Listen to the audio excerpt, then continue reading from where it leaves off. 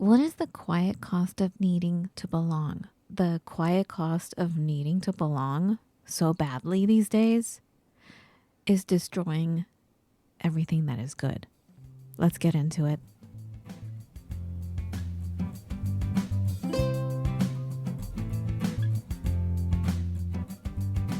I am Fawn and Matt. We're an interracial couple with 2 kids wanting to do something that highlights the power of friendship and what it means to be in the company of true friends. We're going to move our society away and out of the loneliness epidemic and into a friendlier, happier world. Welcome to our friendly world. Better, stronger, together. Welcome back, everybody. Welcome back to our friendly world. Hello. That was probably a very heavy sounding intro. It gets lighter soon, folks, I promise. Okay. So I've been having these conversations with friends lately, different conversations with radically different people, different backgrounds, different topics. Like we're just talking about nothing sometimes, but the same theme, the same thing kept coming up in my head, in my heart. And that is that we're all, when we get scared, when we feel lonely, when we feel distraught, when we feel unsuccessful, powerless, maybe unseen, morally conflicted even, we turn to something else. We turn to outside forces, overeating or having too much coffee or taking medicine of some kind or alcohol. Turning to something to make us feel good, looking at mindless scrolling on the internet, to movies. Right, yeah, I think that's when generally people have kind of lost faith in themselves. And I think this is where the danger has come in, and I think this is where the seduction comes in of creating a situation, a perfect recipe for division and control. A person could switch from one cause to another, like religious to political, left to right, secular to spiritual. They're seeking a relief from a feeling of personal insignificance. A person is trying to escape from a painful self. They're not happy with themselves for whatever reason. And they're really looking for belonging, certainty, and meaning. And that's when mass movements happen. And that is, to me, creates this mob mentality, a collective mind that because we're all feeling these stresses, we don't and this goes to friendship. This is the key to me of if you really want to have proper true friendships or true relationships, it's to sit still with being alone and get into your own power. That power that is not your human power. It is your supernatural power. You can say your connection with God, which is inside of you. No preacher, no clergy person, no politician, no friend. You already have the help within yourself. Your internal optimist. Right. Actually, no, what do you mean by that? That belief that you have that things are going to be okay, that you're going to muscle through, that you can overcome the barriers that you see in front of you. It is? That's different, Matt, because that can go away. But if you have that inner light, that cannot go away because you already were born with it. It's innate in you. You already have it. It can never be taken away. That's your soul connection. Hope can be taken away. So no, I wouldn't rely on hope. I would rely on inner connection. Have that be your anchor. No matter what is happening, you have to trust. It's really hard for me to say this, but because I don't want it to become a religious thing. You have to trust in the higher power that is you, that makes you. You are that. Help me explain it. Well, I tried. You told me I was clearly wrong. So here we are. See, that's just it. my inner sense of self, my inner Popeye, fuels my inner optimist, which helps me overcome the obstacles in front of me, is how perhaps I would bring it into your kind of But to fold. me, for you're saying to me, and I misunderstand you quite often, I've noticed in our marriage, but like to me, what you're saying is just be optimistic, and I'm saying no, because that can be No, knocked that's out. not what I'm saying at all. I'm saying we've all had good patches, we've all had bad patches, okay? But it's about having the faith, having the belief, having the internal optimism to know that the bad times will turn good, that you can overcome the obstacles staring you in the face. For me, it's almost a historical process because it is. Because on some level, I have to prove it to myself. Well, all I can say is we are unlimited, and that everything that happens, I think we should rely first on our own inner being and be firm with that. So when people turn to other things, other vices, when everything becomes about that, it's addictive. It's still taking you away from the true, It takes you from your core. your true power. Because your true power is you're connected. You are part of that divine connection. If we turn to the external, it's going to lead to some sort of seduction that creates this mass movement of blind action. Or it's going to lead to a world where you've given up control of your happiness to an external resource. Just because you were feeling powerless or unseen or all these things. And I think the seduction that mass movements promise is you don't have to be whole, just be loyal. And that's dangerous. And I think that that's what's happening. I see that happening right now in such a huge way. And I think it leads to fanaticism, because fanaticism is rooted in fear, not strength. So what happens when a person cannot be with themselves? That's the real question. Like, if you're not okay being alone, just you, let's just put friendship aside. Although we are talking about friendship too, of course, you're terrified of doubt. Your own, especially your own self. You doubt everything. You don't trust yourself. The danger is that when you are part of a movement or some kind of mentality that has become the norm, it's like this, there's a certainty that becomes a shield where questioning becomes betrayal. And you're stuck in an echo chamber of people who are saying exactly what you're saying. Or people are yelling what you're saying. What do you mean? Just it feels like in the echo chamber, it kind of, there's a lot of rage, there's a lot of pent up emotions. And so, it's almost like even if you did have doubts, even if you wanted to raise doubts, you would be shouted down. Somebody would say, oh, you're just being stupid, you're da-da-da-da-da, and threaten expulsion from the group. I'm trying really hard not to come up with exact examples because I don't want whatever I say I don't want the message of what I'm saying. I don't want that to be taken away if I give you examples of what I'm thinking about. So just bear with me.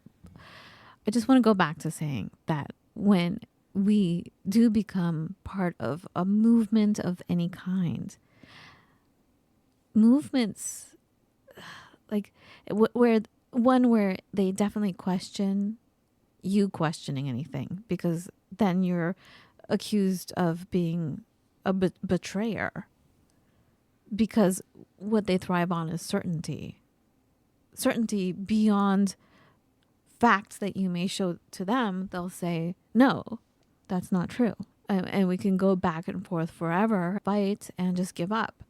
Movements tend to demonize outsiders. Why? Because they have different perspectives. Well, they don't understand. They don't have the facts as we see them. They suppress nuance. They glorify sacrifice. and they reward obedience over thought. Not a lot of individualism either. The people who are behind movements, behind mass movements, they control by knowing how to channel resentment. They redirect personal failure into collective rage. They offer simple enemies and simple answers. True. We've seen that through histories. And honestly, again, certainly when you have any kind of a movement that has a single figure, I think that there can be a lot of people who are desperate for something, someone to cling on to.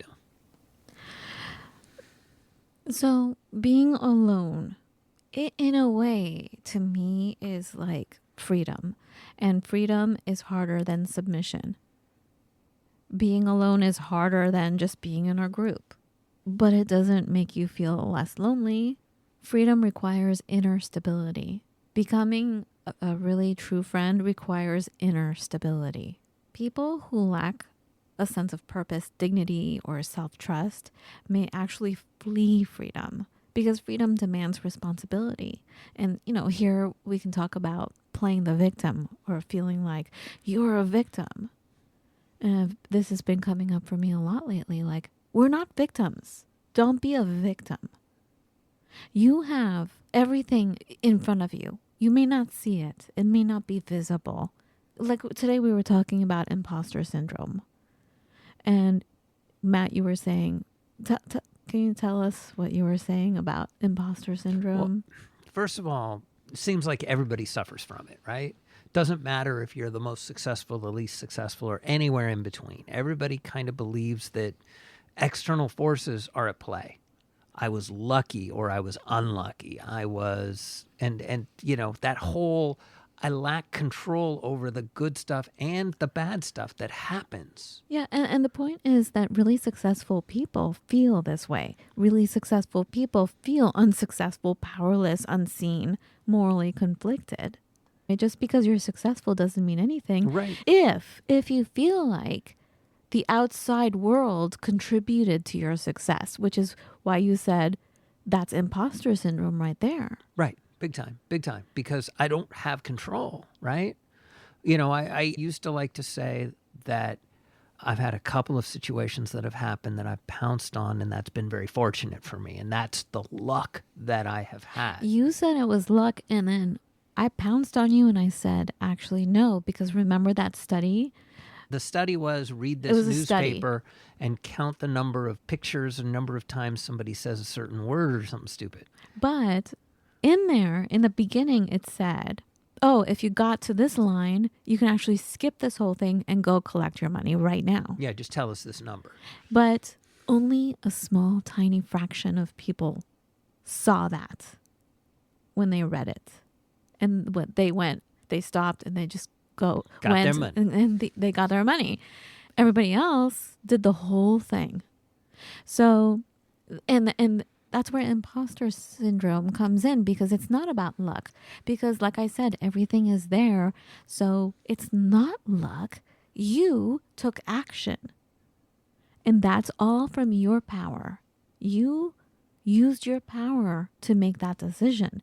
And then we started talking about, and then I started talking more like kind of like a victim again, because I was like, back in the day, what was it? Years ago, right when techies like you started hearing about Bitcoin, Satoshi, you came and told me while I was trying to change our baby's diaper, oh, look, there's this thing brought up by this guy named Satoshi. It's something called Bitcoin.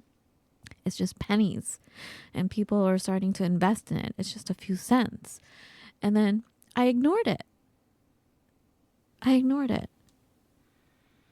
I could have said, even though we didn't have money, I could have said, let's just figure it out. Let's charge it on our Visa or something. Borrow it and buy like 100.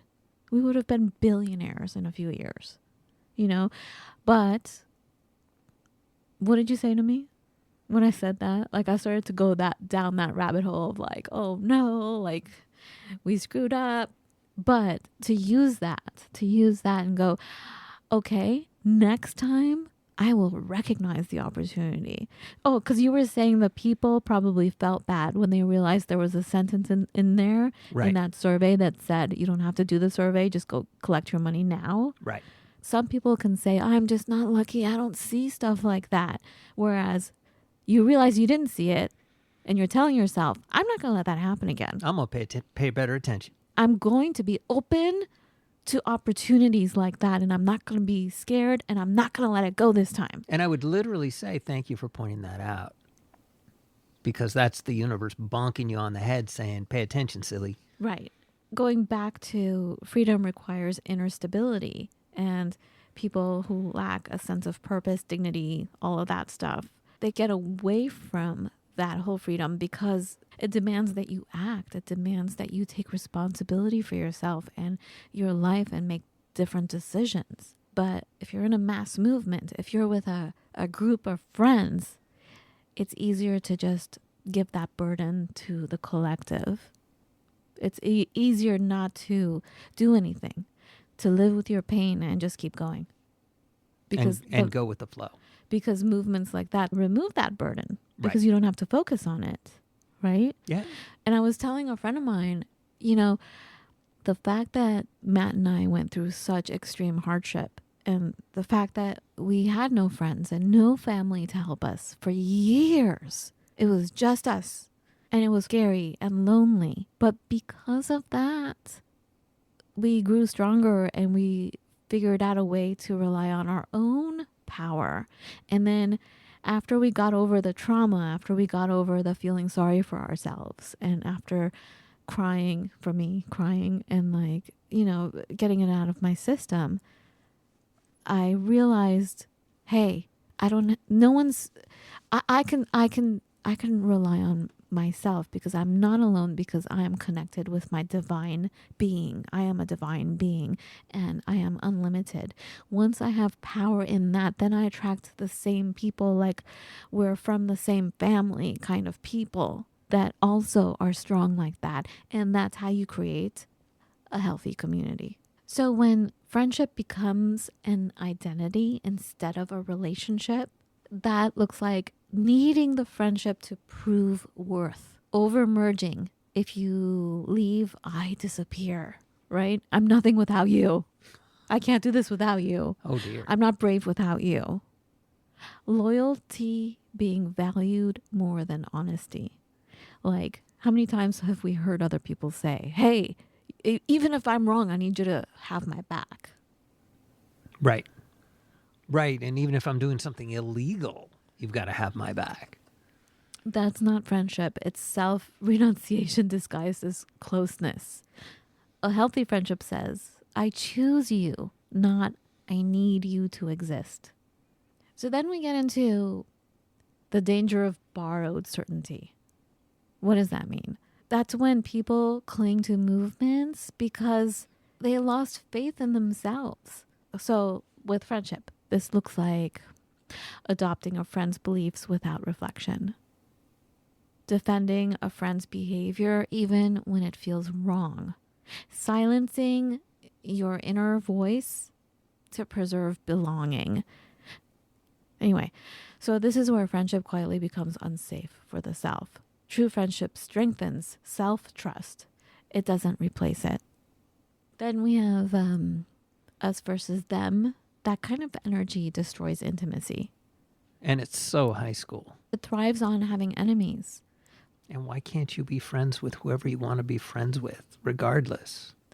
And also the shared outrage as glue, like where people are getting together to share their rage, and that's what bonds them. That's destroying. Or their trauma, yes. And we talked about that. Yeah. So we're right, they're wrong. That forms this intimate group. They have that in common. It feels connecting, but it's fragile. The bond deepens. Again, it's all external. The bond depends on external opposition. So you're against this guy, right? I can't be friends with you if you're not against this guy or that person. There's no mutual understanding here at all. Friendship is rooted in compassion. It doesn't need a villain. And it doesn't need a alpha and a beta, and it doesn't need a lot of kind of the pettiness that exists. It just needs to be.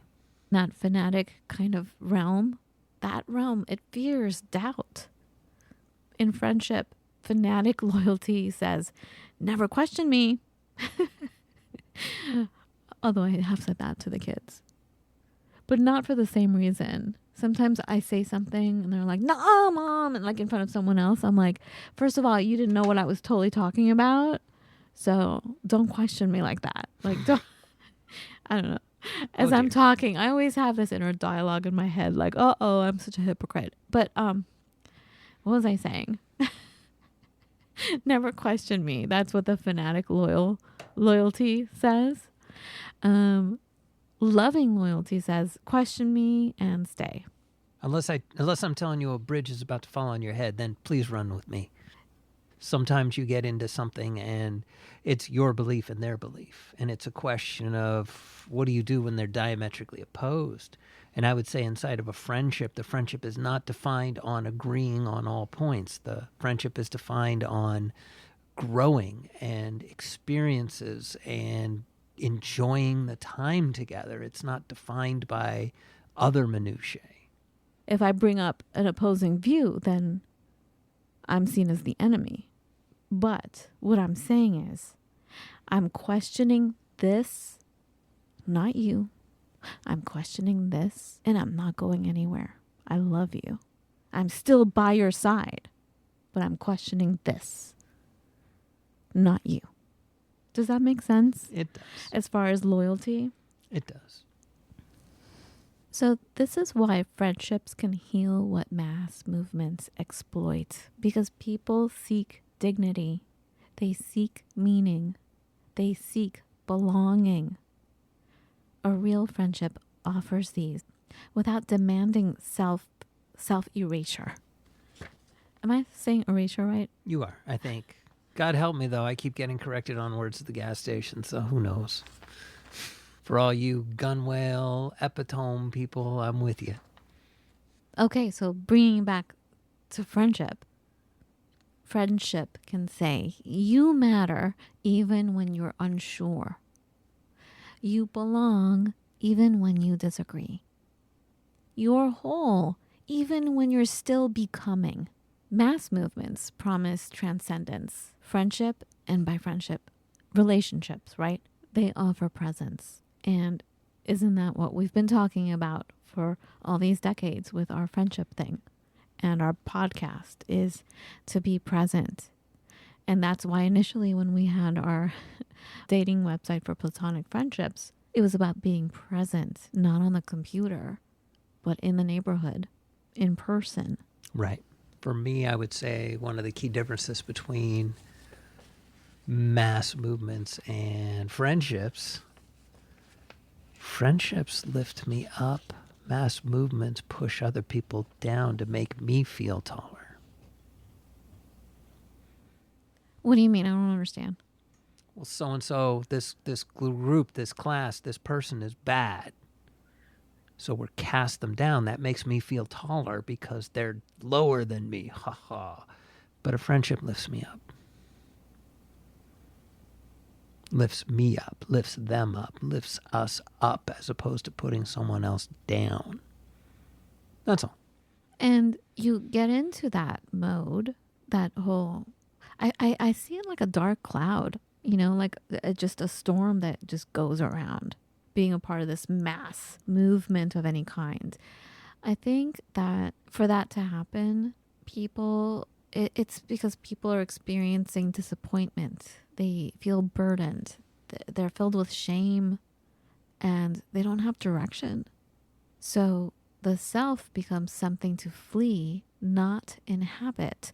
And I think that's what's happening with kids.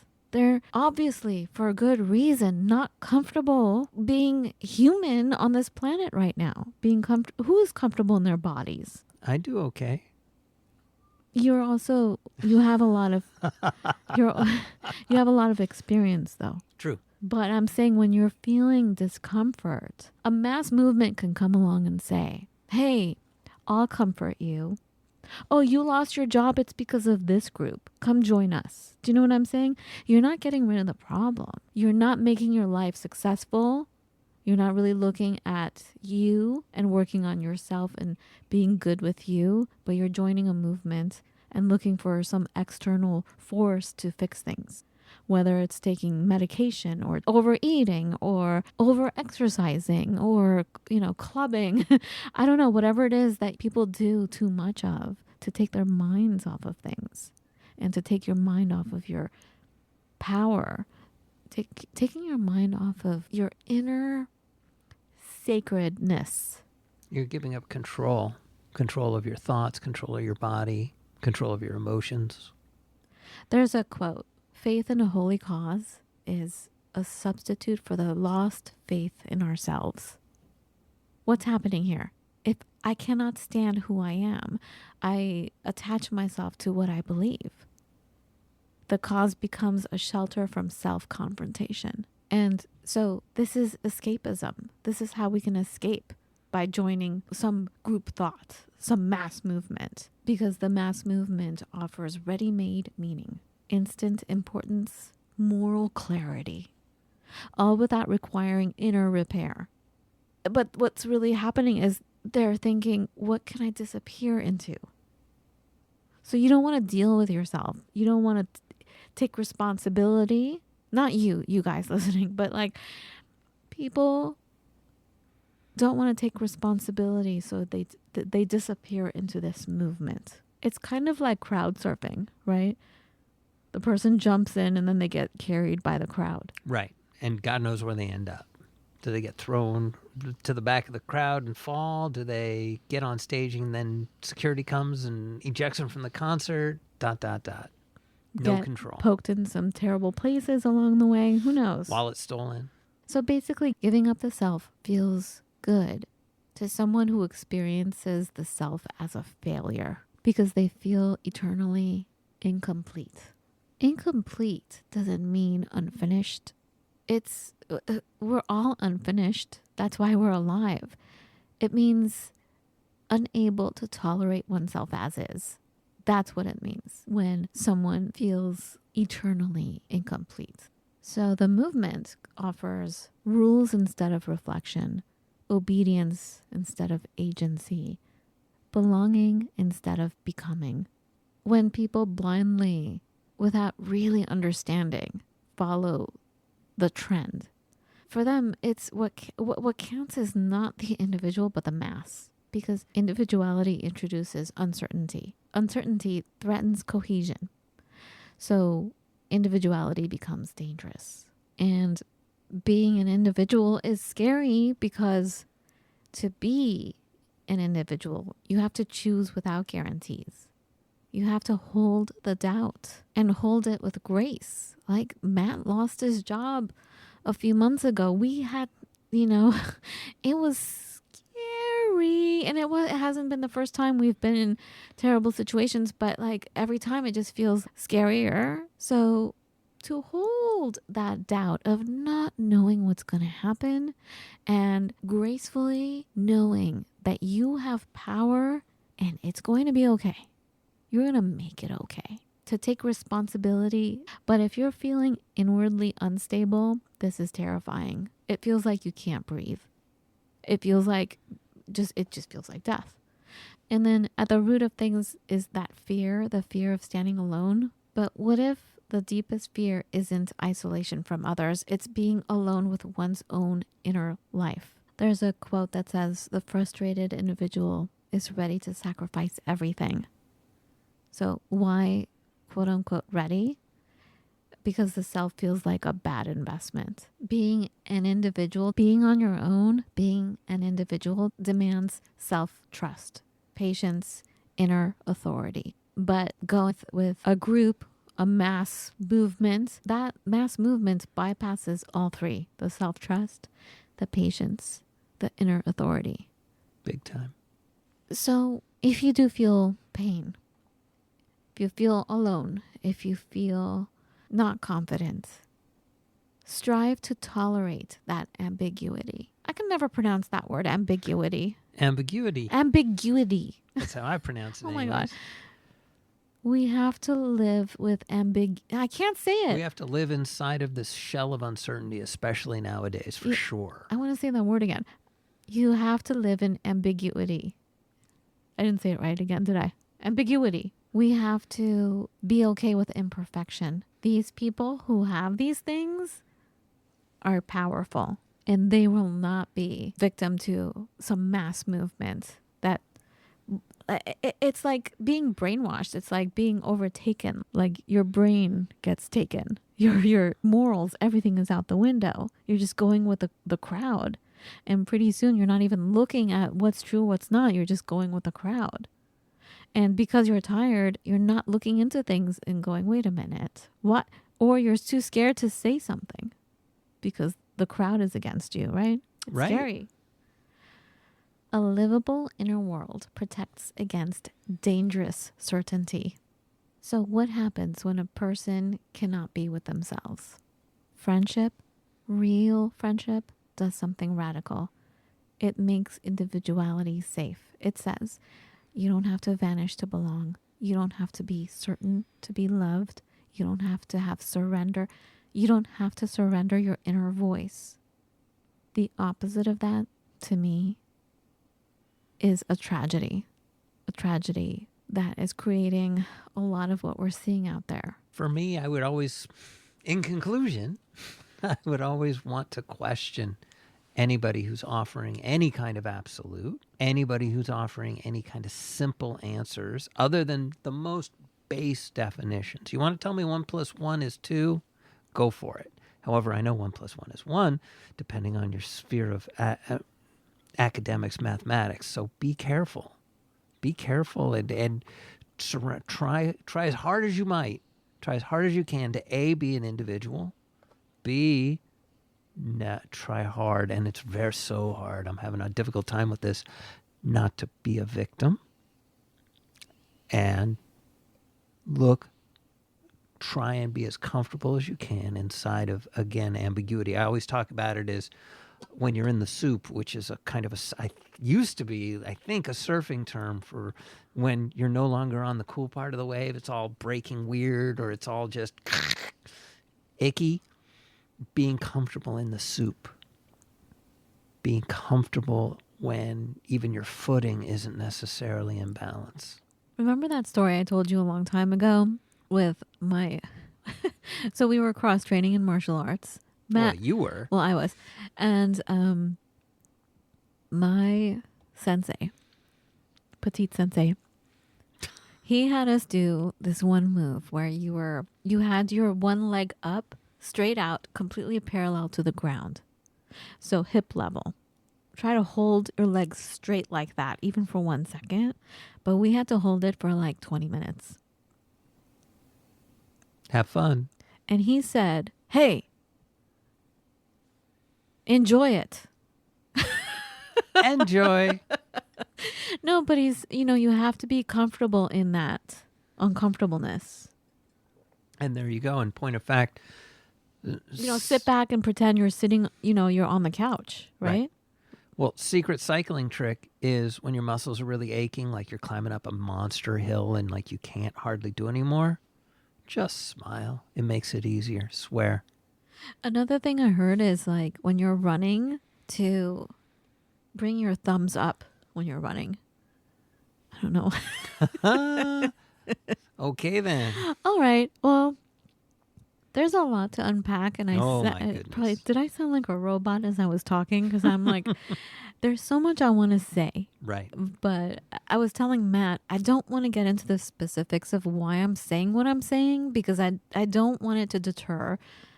Just in case you disagree with what I'm saying, I don't want you to pin me to whatever belief system is out there, because that's exactly what I'm trying to avoid, is that mass consciousness, that mass movement of whatever it is. I'm trying to remind us to go with our own strength. We don't need anyone. No one's going to save you. Your inner, your divine essence is what will save you. It's what will be there. It is the constant. That's what attracts other friends that are loyal, that are true friends. And that's how we create a healthy society, because that grows. And everyone in the community, most of them, will be strong like that.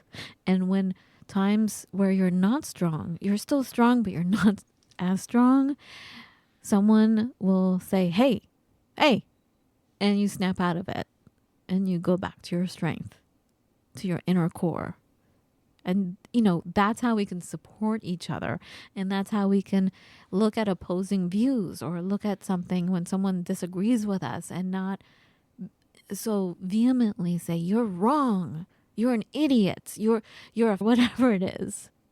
Okay, that's it. I mean, I don't know. It's been a long one. Just wanted to have a 20-minute conversation, but here we are. Okay, thank you. We'll talk to you in a few days. Have a beautiful every day. Be well. Hold your truth.